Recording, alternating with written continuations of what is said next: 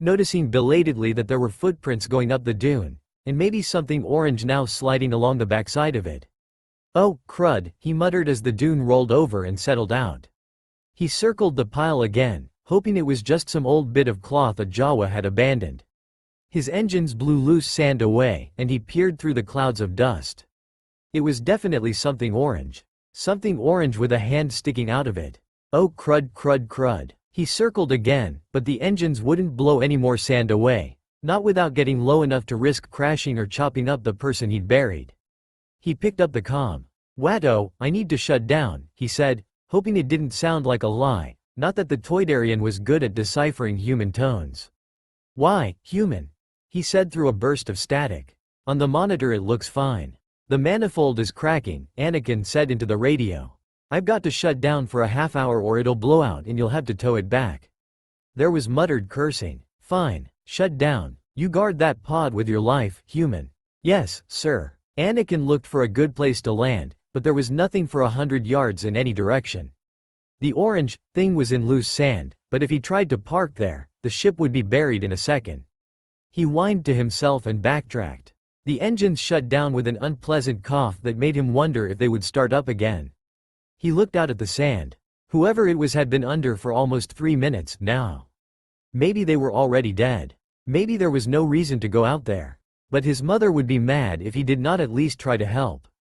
Anakin set his goggles on the seat and climbed over the side. His feet sank into the sand and he started walking so he would not disappear beneath it. The orange thing hadn't moved. He hurried now, feeling exposed on all sides.